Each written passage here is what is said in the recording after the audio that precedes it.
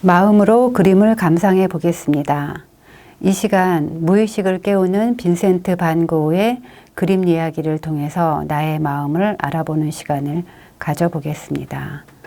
이 시간 명화를 통해 나의 마음을 관찰하는 시간이며 또 내가 명화를 감상하며 느낀 것을 표현해 보는 그런 시간입니다.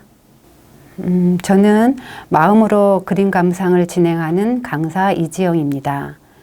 그동안 꾸준히 관심을 갖고 배워왔던 독서 심리, 그리고 명상, 그리고 색채 심리 이런 것들을 대학에서 전공한 미술사학과 종합해서 마음으로 그림 감상이라는 프로그램을 만들었습니다. 그리고 저는 현재 그림 작업 활동을 하고 있고요. 또 한국예술명상 강사협회에 교육을 담당하고 있습니다. 이 시간의 구성은 그림 감상을 어떻게 해야 하는지 그림 감상에 대해서 살펴본 다음에 반 고흐의 삶과 그의 시대의 예술을 알아보고 또 이것들을 작품으로 적용하면서 감상해 볼 것입니다.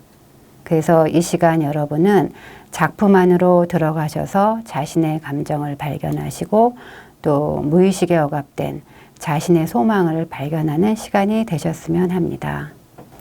그러면 그림 감상은 어떻게 하면 좋은지 간단하게 얘기하면 독서하듯이 하셨으면 합니다. 책을 읽는다는 것은 우리의 내면을 성장시키고 건강하게 합니다. 그래서 우리는 좀 더 제대로 된 독서를 하기 위해 서로의 생각을 공유하면서 토론도 하고 또 독후감도 쓰고 좋은 문장이 있으면 내 것으로 만들고 또 한 번 더 생각해서 나의 관점으로 해석해보고 또 작가의 삶, 그가 살았던 시대를 경험하는 것처럼 그림 감상도 이렇게 책을 읽는 것과 같이 하시면 됩니다. 그러면 그림 감상이 어떤 것인지에 대해 그 설명에 앞서서 적절하고 또 도움이 되는 그런 글을 한번 소개하겠습니다. 칸트가 이런 말을 하였습니다. 직관 없는 개념은 공허하고 개념 없는 직관은 맹목적이다. 그래서 다시 말하면 이것은 어떤 대상을 보느냐가 중요한 것이 아니라 어떤 방식으로 그 대상을 인식하느냐에 초점을 맞추어야 하는 것입니다. 그래서 그림 감상을 할 때도 직관적으로 경험하는 것, 즉 다시 말하면은 우리가 감각으로 경험하는 것들을 기존의 지식이나 그 개념과 잘 적용해서 해석해야 더 깊은 이해를 할 수 있습니다. 또 피카소는 미술 작품은 감상을 통해서 비로소 완성된다고 하였습니다. 그래서 그림 감상은 또 다른 예술, 즉 재창조로 갈 수 있는 무한한 가능성을 가지고 있다라는 말이 되겠습니다. 그러면 그림 감상이 무엇인지 살펴보기에 앞서 우리가 본다는 것이 무엇인지에 대해 알아보겠습니다. 우리는 그림을 감상할 때 눈을 사용합니다. 눈을 사용해서 대상을 바라보게 되는데 그때 우리는 이렇게 보는 것과 관찰하는 것을 나누어 생각해 볼 수 있습니다. 그래서 본다는 것은 눈으로 지각하는 것이며 우리가 일상적으로 편안하게 볼 때는 눈앞에 있는 대상 그 전부를 볼 수 있는 것이 아니라 보이는 것만 보입니다. 그리고 나의 의도와는 무관하게 자동적이며 또 무의식적으로 인식하게 됩니다. 그런데 반면 관찰하는 것은 본다는 것을 전제로 하면서도 의도를 가지고 대상에 대해 정신을 집중하여 또 의식적으로 보는 것입니다. 그래서 그림 감상을 할 때는 이렇게 무의식적인 것, 또 의식적인 것, 이것을 모두 포함하는 행위라고 볼 수 있습니다. 그래서 그림 감상이란 직관적으로 경험하는 것, 즉 보고 싶은 대로 보는 것은 무의식적으로 보는 것이고 관찰하면서 보는 것은 의식적으로 보는 것이고 이 둘을 다 포함합니다. 그리고 분석적으로 감상하는 것, 배경 지식을 가지고 보는 것, 그리고 이 둘을 바로 해석으로 연결시키는 과정이라고 할 수 있습니다. 그러면 이 시간에는 당대의 높은 평가를 받은 그리고 우리에게 아주 잘 알려진 명화를 중심으로 감상을 할 건데요. 그래서 이 명화의 감상이란 무엇인지 한번 살펴보겠습니다. 명화 감상이란 개인적입니다. 그 작품의 내용과 그것에서 받은 인상 그리고 느낌 이러한 것들은 감상자마다 다를 수 있습니다. 그래서 작품을 감상하는 나 자신을 잘 관찰해 보면 평소에 내 자신이 세상을 어떻게 보고 또 어떻게 지각하고 어떻게 소통하는지 그 인식의 방식을 알 수 있고 또 이것을 알게 되면 자신의 내면을 들여다볼 수 있습니다. 그래서 우리가 이러한 그림 감상의 과정을 이렇게 반복하다 보면 생각 없이 무의식적으로 했던 행동 그리고 자신의 습관과 편견 이러한 것들이 무엇인지 알 수 있고 또 이러한 것들을 바탕으로 나의 새로운 것들을 발견할 수 있습니다. 그리고 또 명화 감상이란 시대적 사회적 맥락에서 볼 수 있습니다. 그래서 그 작품이 어떤 시대 어떤 분위기에서 만들어졌는지를 알면 또 지금 내가 살고 있는 시대의 분위기나 사회 현상과 비교해서 감상할 수 있습니다. 그러면 지금 내가 어떤 세상에 깨어 있는지 알 수 있고 이것은 내가 현실감을 회복할 수 있는 그런 계기가 됩니다. 그리고 명화 감상이란 심리적 정서적 차원에서 볼 수 있습니다. 같은 작품이라도 감상자가 그 현재 지금의 심리 상황이나 마음 상태에 따라 다른 경험을 할 수 있고 또 작품 감상을 통해 또 심리적 그 이완을 기대할 수 있습니다. 그리고 우리가 일상생활 속에서 또 이성적이고 합리적인 사고에 가려졌던 나의 진짜 생각을 드러내고 또 인식할 수 있게 되며 이것은 나의 무의식을 의식화하는 과정으로 이어집니다. 그리고 명화 감상이란 창조적이라고 볼 수 있습니다. 그래서 감상 후에 나의 생각, 또 나의 느낌, 상상한 것, 또 이런 것들을 글이나 그림으로 다시 구체화해서 또 다른 방식으로 표현하고 또 창조적인 행위로 발전시킬 수 있습니다. 그래서 다시 한번 강조해서 설명하자면 이 시간에 우리가 주로 감상하는 방식은 나 자신과의 소통이 되겠습니다. 그리고 나 자신의 또 다른 표현이 되는 것이고요. 그리고 이 지점이 바로 미술 감상이 종합예술로 나아갈 수 있는 지점이 되겠습니다. 지금까지는 어떠한 방식으로 그림을 감상할 것인가 이거에 관해 살펴봤습니다. 그러면 이제 반 고흐의 그림으로 지금까지 배운 것을 적용해 보겠습니다. 이렇게 반 고흐의 그림 감상법을 순서대로 적어봤는데 이것을 크게 두 가지로 요약할 수 있습니다. 그림을 감상하는 나 자신을 잘 관찰하는 것, 그리고 또 한 가지는 감상한 후에 내가 느낀 것을 정리하고 표현하는 것. 이렇게 두 가지로 요약될 수 있습니다. 이러한 방식으로 그림 감상을 꾸준히 하다 보면 자신의 마음을 스스로 치유할 수 있게 되고 또 자신의 내면을 건강하게 유지할 수 있게 됩니다. 먼저 반 고흐의 그림 감상에 앞서서 그의 삶을 들여다보겠습니다. 반 고흐는 1853년에 네덜란드에서 태어나 37년이라는 짧은 삶을 살았던 화가입니다. 그래서 여기서 보이는 이 자화상은 반 고흐가 1887년 파리에 머물던 시기에 그린 것입니다. 그리고 옆에 왼쪽에 있는 이 분류는 반 고흐가 그림을 시작했던 그때부터 시작해서 그림을 그리는 동안 그가 살았던 그 지역을 중심으로 분류를 한 것입니다. 반 고흐의 그림과의 인연은 16살 때부터 시작이 됩니다. 그래서 삼촌이 운영하는 구필 화랑이라는 곳에서 일을 하게 되면서 이때 여기서 반고흐는 렘브란트, 프란스 할스, 또 밀레, 드라크루아 당시에 이런 대가들의 그림을 보면서 어떤 예술적 감성을 키웠다고 볼 수 있습니다.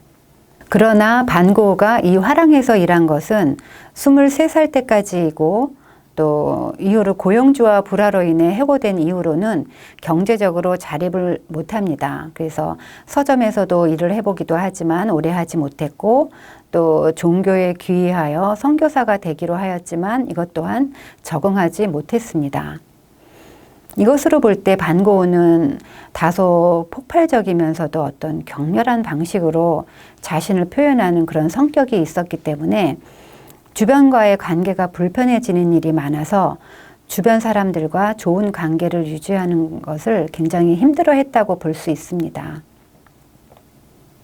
이후 반고흐는 26살, 그러니까 1879년 이때쯤 이제 자신은 전업 작가가 되기로 결심을 합니다. 나는 이제부터 화가가 되겠다라는 결심을 하고 동생 테오에게 경제적 지원을 약속받습니다. 그래서 반고흐는 이때부터 작업 활동을 시작해서 작품 활동을 한 기간은 한 10년 정도에 불과합니다. 하지만 다른 화가들에 비해서 반고흐의 생각이나 이런 삶을 알 수 있는 자료들이 아주 많이 있습니다. 이것은 동생 테오와 또 지인들과 주고받았던 편지가 있기 때문입니다. 반고흐가 남긴 편지가 한 800통 정도가 되는데 그 중에서 동생 테오에게 보낸 편지가 650통 정도가 된다고 합니다. 이 10년쯤 되는 기간 동안 반고흐는 800점이 넘는 유화를 그렸고요. 그리고 1000점이 넘는 드로잉을 남겼습니다. 이렇게 반고흐의 삶을 들여다보니까 그는 자신의 의견을 굉장히 강하게 표출했던 성격이었고 또 주변과의 트러블도 적지 않았습니다. 말하자면 거친 성격이기도 하였지만 근데 또 한편으로는 이렇게 많은 편지를 남겼다는 것과 또 그의 편지 글들을 보면 굉장한 그 섬세함을 지니고 있었다는 것을 알 수 있습니다. 그래서 오늘날 많은 사람들이 사랑하는 그러한 그림을 남길 수 있었다라는 생각이 듭니다. 반고흐의 그림을 보기 전에 그가 살던 시대의 회화에 대해서 알아보면 이 시대는 고전주의 미술에서 현대 미술의 시작을 알리는 낭만주의, 사실주의, 그리고 인상주의 이러한 양식의 회화들이 생겨났습니다. 이러한 시대적 분위기에서 반고흐의 그림이 탄생한 것입니다. 그러면 반고흐가 1886년 파리에 도착했을 때 그 당시 주류를 이루고 있었던 미술 양식은 인상주의였습니다. 그러면 인상주의에 대해서 살펴보겠습니다. 이 인상주의는 그 기존의 고전주의 미술이 객관적인 대상을 재현한 것이라면 인상주의 미술은 그 주관적인 인상의 표현이라고 할 수 있습니다. 다시 말해서 어떤 뭐 형태나 색채 이런 것을 중요시한 것이 아니라 그 순간적인 인상을 즉흥적으로 표현했던 그러한 예술 사조라고 할 수 있습니다. 또 인상주의를 발전시키려 했던 그 신인상주의는 시각적인 어떤 인상을 정확하게 재현하기 위해서 인상주의를 과학적으로 풀어내려고 하였습니다. 그래서 체계적인 계산, 과학적 광학이론, 그리고 색채론 이것을 미리 정해진 시각 효과로 인해서 그 그림에 적용하였습니다. 그리고 이어지는 후기 인상주의는 대상에 대한 내면의 정서적 표현에 집중했기 때문에 대상에 대한 그 색채와 형태를 그 보이는 대로 그린 것이 아니라 느끼는 대로 그렸던 그런 미술 사조라고 할 수 있습니다. 그래서 반고흐는 후기 인상주의로 분류되고 있습니다. 그러면 먼저 반고흐의 초기 네덜란드 시기의 작품을 살펴보면서 그의 예술적 성향을 알아보고 그 다음에 파리 시기의 작품으로 넘어가겠습니다. 반고흐는 화가가 되기로 결심하고 네덜란드로 돌아와서 미술 공부를 시작합니다. 이때는 주로 정물이나 농부들의 삶을 주로 그렸는데, 당시 반고흐는 19세기 프랑스의 유명한 풍경화가 장 프랑스와 밀레의 영향으로 그 대상을 이렇게 보이는 것과 같이 이렇게 사실적인 묘사를 하였습니다. 그리고 실제로도 밀레의 그림을 따라 그리면서 많은 습작을 하였습니다. 그래서 밀레의 그림과 비교를 해보면 반고흐는 이렇게 밀레의 그림을 따라 그리면서 인물의 포즈에 관한 습작을 많이 하였고요. 그리고 이 그림에서도 보면 인물의 이 포즈나 어떤 이 구도가 그 밀레의 그림과 굉장히 유사하다는 것을 알 수 있습니다. 하지만 그 분위기에 있어서는 매우 다른데요. 그 밀레의 그림을 보면 이 표면이 굉장히 매끄럽고 부드럽게 처리돼서 그 평온하고 굉장히 부드러운 분위기를 느끼게 합니다. 실제로도 밀레는 당시에 이런 농부의 모습을 소박하고 또 경건한 삶을 사는 모습으로 그 이상화시켜서 그려냈습니다. 이에 비해 반고흐의 그림을 보면 거친 붓자국이 보입니다. 그래서 이 거친 붓자국은 농부의 실제 삶이 굉장히 힘들고 또 고된 노동이며 경제적인 궁핍이라는 것을 그 당시에 있는 농부 상황, 그들의 상황을 그대로 보여주고 있습니다. 그래서 반고흐는 이렇게 두 그림을 비교해 볼 때 반고흐는 자신이 그리는 대상의 진실이 무엇인지에 집중했던 그런 화가라고 할 수 있습니다.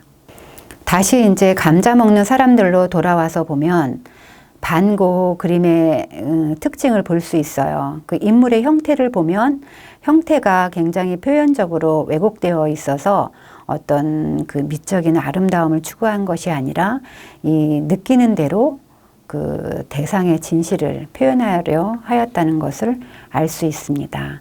이 그림에서 가장 중심이 되는 이 가운데 있는 이 손의 모양을 다시 확대해서 보면은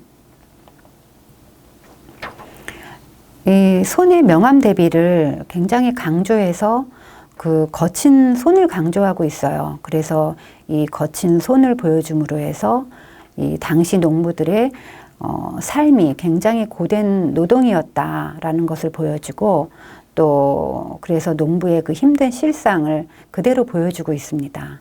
그래서 대상을 아름답게 이상화시킨 것이 아니라 이 대상에 이 농부들의 본질을 깊숙이 접근하려 했던 것을 알 수 있습니다. 바로 이것이 반고흐가 그림을 대하는, 그림을 그리는 자세라고 볼 수 있습니다. 그래서 반고흐는 농부의 아름다운 전원의 삶, 즉 소박함, 그리고 농부를 아름다운 자연의 일부로 미화시킨 그런 모습이 아니라 대상을 바라보는 자신의 내면이나 그리는 대상의 본질, 다시 말하면 실제 그들이 느끼고 있었던 감정을 사실대로 표현하려 하였다라고 볼 수 있습니다. 우리는 반고흐의 네덜란드 시기의 작품을 보면서 진실을 추구했던 그의 예술적 성향에 대해서 알 수 있었습니다. 다음은 또 파리 시기에 그가 어떠한 그림을 그렸는지 살펴보기로 합니다. 그러면 반고흐가 파리에 머물던 시기에 대해 반고흐의 그림을 통해서 살펴보겠습니다. 반고흐는 1886년 3월부터 1882년 2월까지 2년 동안 파리에 동생 테오와 함께 머물게 됩니다. 반고흐는 네덜란드에서는 정물과 그리고 농부의 삶을 모노크롬으로 어둡게 그리던 그 반고흐가 현대의 도시의 모습을 그리고 싶었고 그리고 다양한 색채를 연구하고 싶은 그러한 열망이 생겨서 파리로 가기로 결정합니다. 물론 이때 반고흐는 경제적 능력이 없었고 또 동생 테오에게 허락을 구하는 일방적인 통보를 하고 파리로 향합니다. 동생 테오는 어쩔 수 없이 받아들이게 되고 또 그러면서 파리 몽마르트에 위치한 동생 테오의 아파트에서 같이 살게 되면서 반고흐는 인상주의 미술을 접하게 됩니다.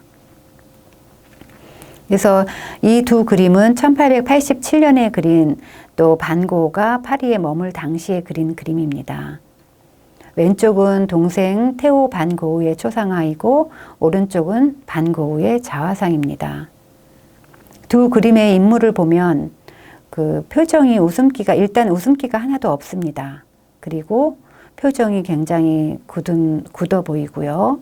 그리고 여유도 없어 보이고 전체적인 분위기가 굉장히 어두워 보입니다. 그래서 뭔가 경직되고 그리고 편하지 않는 그런 분위기를 풍기고 있습니다. 실제 당시 이제 둘이 같이 살면서 테오는 반고흐의 그 괴팍한 성격, 그리고 자기 중심의 표현, 이런 것들로 동생 테오는 굉장히 힘들어했고요. 그리고 반고흐는 그 자기 자신의 지나친 자존심, 그리고 과격한 성격으로 동료들과 불화가 잦았습니다. 그래서 이것 때문에 또 반고흐는 견디기 힘들어했습니다. 그래서 이 그림은 그 둘이 파리에 함께 머물면서 그들의 불편한 그 마음이 잘 드러난 그런 그림이라고 생각합니다. 그러면 이제 이 시간에 감상할 그림과 관련된 당시 유명했던 그 장소 한 곳을 소개하겠습니다. 사진에 보이는 이 장소는 당시 파리 몽마르트에 위치한 물랭드라 갈레트라는 카페입니다.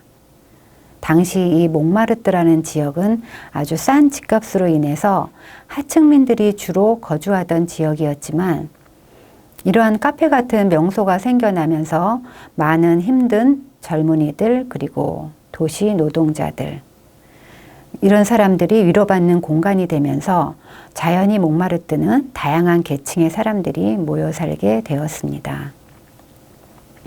많은 가난한 화가들도 이곳에 거주하였고, 또 많은 화가들이 이 카페를 자신의 작품의 소재로 그렸습니다.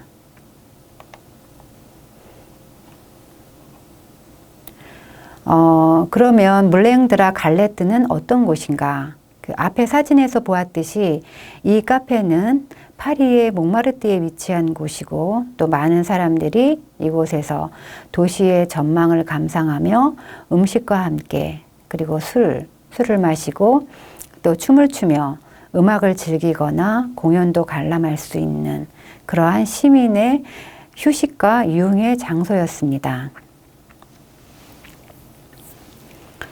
반고흐는 이 카페를 소재로 15점이 넘는 작품을 제작하였습니다. 그래서 당시 이 카페는 많은 화가들이 드나들던 장소였고, 반고흐도 이곳에서 동료 화가들과 많은 교류를 하였습니다. 그러면 이제 반고흐, 그리고 인상주의를 대표하는 화가 르누아르, 그리고 반고흐와 파리 시기에 함께 어울렸던 화가 툴루즈 로트렉, 이렇게 세 화가가 그린 물랭드라 갈레트를 비교하면서 감상을 해보겠습니다. 같은 공간인 이 카페를 세 명의 화가는 어떠한 방식으로 바라보고 또 어떤 그림으로 표현했는지 지금부터 알아보겠습니다. 그럼 세 명의 화가 중에 반고흐의 그림을 먼저 보겠습니다. 우리가 앞서서 그림 감상법과 반고흐의 그림에 대한 여러 배경 지식을 배웠는데, 이것들을 함께 종합해서 이 그림을 저의 느낌과 저의 방식으로 한번 해석해 보겠습니다. 반고흐는 물랭드라 갈레트라는 이 카페를 소재로 하는 풍경화를 15점을 그렸습니다. 이 중에서 이 그림은 파리로 와서 1886년 가을에 그린 그림입니다. 일단 이 그림을 보면 우리가 앞서 보았던 네덜란드 시기의 그림, 감자 먹는 사람들, 이 그림과 비교해 볼 때 굉장히 화면이 밝아진 것을 알 수 있습니다. 반고흐는 파리에 와서 그의 그림이 색감이 밝고 또 가벼워졌고 색채의 사용이 이 풍부해진 것을 그림을 통해 볼 수 있는데, 이것은 반고흐가 인상주의 영향을 받았다는 것을 우리가 알 수 있습니다. 근데 실제로도 반고흐는 파리로 오기 전부터 색채에 대한 많은 고민을 하였고 또 색에 대한 생각이 색은 대상을 재현하는 수단이 아니라 색은 그 자체가 무언가를 표현한다고 하였고 색 그 자체가 내면을 표현하는 수단이라고 얘기하였습니다. 이런 색채에 대한 생각은 후기로 갈수록 아주 강하게 드러납니다. 그러면 그림을 보면서 한번 서술을 해보겠습니다. 지금 이 모습은 물랭드라 갈레트의 그 정면, 입구의 모습이 아니고 뒤편, 건물 뒤편을 그린 것입니다. 그래서 이제 우리가 이제 보통 그림을 볼 때 대부분의 사람들은 그 시선을 이 중앙에서만 이렇게 머물다가 그리고는 곧 프레임을 벗어나 버립니다. 그런데 우리는 앞에서 본다는 것과 관찰한다는 것에 대해 배웠습니다. 그래서 배운 것을 기억해서 우리의 시선의 흐름을 따라 그림을 관찰한 다음에 앞서 배웠던 배경 지식을 적용해서 좀 더 깊이 있는 이해를 해보도록 하겠습니다. 먼저 우리의 눈은 큰 물체를 먼저 보고 그 다음에 작은 물체로 옮겨가는 그런 특성을 지니고 있습니다. 그래서 우리는 이 그림을 처음 볼 때 우리의 눈은 자연스럽게 이 중앙에 있는 풍차에 먼저 시선이 갑니다. 그리고 여기서 시선이 이 아래로 내려오게 됩니다. 왜냐하면 이 풍차의 이 날개가 다른 이 세 개와는 구별되는 이 갈색의 날개가 우리 시선의 방향을 이 아래로 유도하기 때문입니다. 그래서 이렇게 아래로 내려온 시선은 다시 자연스럽게 이 진한 선을 따라서 전경에 위치한 이 인물로 이어집니다. 그래서 이 인물에 온 우리의 시선은 이 인물이 들고 있는 이 삽의 방향이 왼쪽으로 되어 있죠. 이 삽의 방향에 의해서 우리의 시선은 자연스럽게 왼쪽으로 흐르고 또 왼쪽으로 흐르는 우리의 시선은 다시 이 왼쪽에 있는 나무를 타고 새로 향합니다. 이러한 시선의 흐름을 따라서 우리의 시선은 한동안 또 오랫동안 이 그림에 머무를 수 있고 또 그림의 구석구석을 관찰할 수 있게 됩니다. 이렇게 그림의 구석구석을 관찰한 다음에 우리가 앞서 배운 배경 지식을 적용해 보면 이 풍차는 물랭드라 갈레트라는 카페라는 것을 알 수 있고 이 카페는 당시에 많은 사람들이 즐겨 찾던 즐거운 장소였고 반고흐도 여기서 동료 화가들과 즐거운 시간을 보냈던 곳이라는 것을 알 수 있습니다. 그런데 이 그림에 보이는 이 전경에 있는 이 인물은 이 즐거운 장소를 등을 지고 있습니다. 그리고 이 카페 건물과 인물 이 사이에 커다란 공간이 존재합니다. 그래서 이 공간은 이 카페와 인물을 분명하게 구분을 짓고 또 경계를 지어서 거리를 두고 있습니다. 그래서 이 인물과 이 카페 간의 거리감을 느낄 수 있습니다. 그래서 이 인물의 위치나 이런 등 돌린 자세로 볼 때 이 인물은 이 카페가 즐거운 공간이었던 것만은 아니라는 그런 추측을 할 수 있습니다. 그래서 이런 공간에 어떤 불편한 기억이 있었던 그런 장소라고 또 얘기할 수 있습니다. 인물의 위치나 어떤 이 자세로 볼 때는 이 카페가 이 인물에게는 항상 즐거운 장소였던 것은 아니라 불편한 기억도 있는 그러한 장소라고 할 수 있습니다. 또 인물이 가지고 있는 이 삽의 방향을 다시 보면은 우리의 시선이 왼쪽으로 흐르게 하고 그 시선이 나무를 타고 새로 향합니다. 그래서 카페라는 이 공간을 등지고 있는 이 인물의 마음이 이 하늘의 새처럼 자유로워지기를 바라는 것처럼 그렇게 보입니다. 그러면은 여기서 이제 반고우가 풍경화에 대해서 어떠한 생각을 가지고 있었는지 그의 글을 살펴보면 반고우가 동생 태호에게 보냈던 편지에 이런 말을 하고 있습니다. 인물에게 부여했던 것 같은 감정을 풍경에 불어넣기 위해 노력했다. 또 인물이나 풍경화에 내가 표현하고 싶은 것은 감상적이고 우울한 것이 아니라 뿌리 깊은 고뇌이다. 그래서 이러한 반고우의 생각들을 보면 반고우는 그리는 대상의 본질이 무엇인가에 대해 고민을 많이 하였던 화가였고 또 그의 그림을 관통하는 그 정서는 고뇌라고 할 수 있습니다. 이런 반고우의 생각을 토대로 해서 다시 그림을 보면 이런 카페라는 공간을 등지고 있는 이 인물은 자신의 삶에 굉장히 열중하는 듯 보이지만 이 인물의 마음은 자유로운 이 새를 향하고 있다는 것을 통해 반고우의 어떤 양가 감정을 알 수 있습니다. 결국 이 인물은 현재의 공간인 이 카페 그리고 미래의 상징인 이 새 그런 것들을 모두 등지고 있는 그러한 모습을 볼 수 있고 또 그러면서 이 인물은 자신의 삶을 굉장히 고뇌하면서 또 본질이 무엇인지 그 포착하는 그러한 자신의 삶에 열중하는 그런 모습을 보여주고 있습니다. 반고우는 자신의 어떤 정신적 아픔이나 괴로움을 그림을 통해서 대상의 본질을 사유하며 표현해내고 있다고 볼 수 있습니다. 지금까지 반고우의 그림 설명은 저의 해석이며 그림을 감상하는 것에 정답은 없습니다. 여러분은 여러분의 해석을 하시기 바라며 그 해석을 하시는데 제가 알려드린 틀을 여러분의 임의대로 적용하시면 되겠습니다. 같은 장소를 그린 다른 화가의 그림을 반고우의 그 그림과 비교하여 보겠습니다.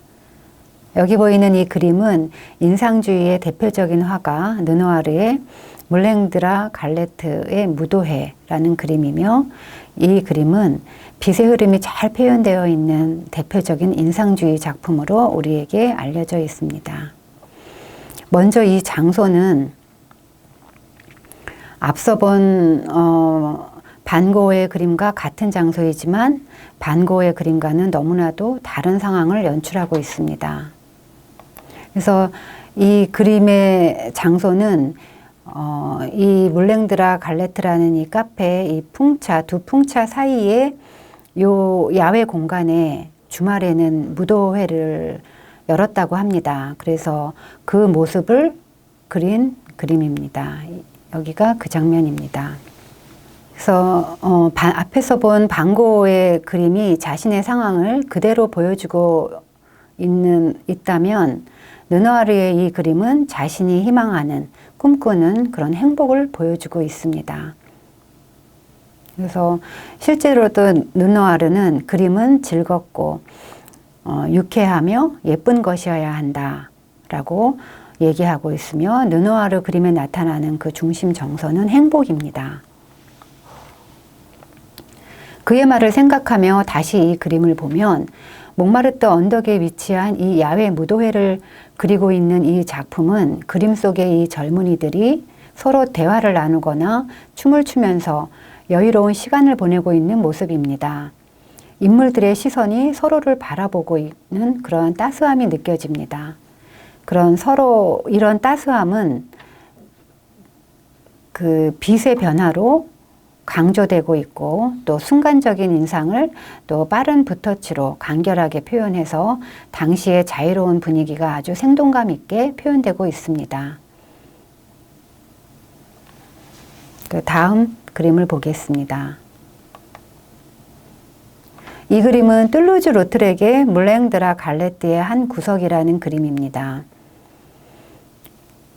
반고우가 파리에 머물 때 자주 만났고 또 가깝게 지냈던 툴루즈 로트렉은 굉장히 부유하고 권력이 있는 귀족 집안이었으나 어릴 적 발병한 어떤 유전병으로 인해서 뼈가 약하고 키가 자라지 않았습니다. 이런 신체적 핸디캡을 가진 그는 어릴 적부터 그의 아버지와 주위 친척들에게 철저하게 소외되어 자랐습니다. 그렇지만 그의 어머니는 무한한 사랑으로 툴루즈 로트렉이 그림을 그릴 수 있도록 뒷바라지하였습니다. 그래서 그는 그 시대에 소외된 사람들의 모습을 주로 그렸으며 또 그의 그림의 분위기는 자신이 겪었던 소외의 감정이 그대로 드러나 있습니다. 그래서 이 그림을 보면 이 그림의 구도는 카메라 렌즈의 그 프레임 안에 있는 즉 스냅 사진의 구도입니다. 그래서 툴루즈 로트렉은 마치 사진을 찍듯이 이런 구도를 완성하였고 또 이 인물의 특징을 잡아내는 그런 관찰력이 뛰어났으며 또 소묘 실력이 대단했던 화가였습니다. 그림 속의 인물을 보면 여러 인물들이 함께 있지만 그 서로의 시선이 서로 마주치진 않습니다. 르누아르의 그림과는 다르게 이 그림에서 인물들은 서로의 시선이 마주치지 않고 서로가 단절되어 보이는 그러한 구도를 이루고 있습니다. 하지만 그런 단절된 구도가 그 어떤 슬프거나 외로워 보이는 느낌으로 이어지지는 않습니다. 그 이유는 인물들의 이 자세에 있습니다. 인물 하나하나를 전부 수직으로 배치해서 그 독립적이며 아주 당당한 모습으로 표현하고 있습니다. 그래서 이 중심이 되는 대상, 이 정경에 위치한 이 여인의 모습이나 그 전체적으로 보이는 인물들을 보면 굉장히 평면적이고 또 그림 안에 있는 이 모든 대상들이 균등하게 위치하고 있어 보입니다. 그래서 인물 하나하나가 모두 개성을 가지고 있어 보이며 또 당당해 보입니다. 툴루즈 로트렉은 그의 그림에서 소외의 감정을 표현하였고 그렇지만 그 감정에 무너지지 않고 당당한 개성으로 승화시켜 표현하고 있는 것을 볼 수 있습니다. 툴루즈 로트렉은 신체적 핸디캡으로 인해 아버지와 주위 사람들로부터 철저하게 소외당하며 자랐지만 그 어머니의 무한한 사랑으로 그림을 그릴 수 있었고 당당하게 자신의 인생을 살았다는 것이 이 그림에서도 보여집니다. 지금까지 반 고흐, 그리고 르누아르, 툴루즈 로트렉 이들이 같은 장소인 물랭드라 갈레트라는 카페를 그린 그림을 비교하여 살펴보았습니다.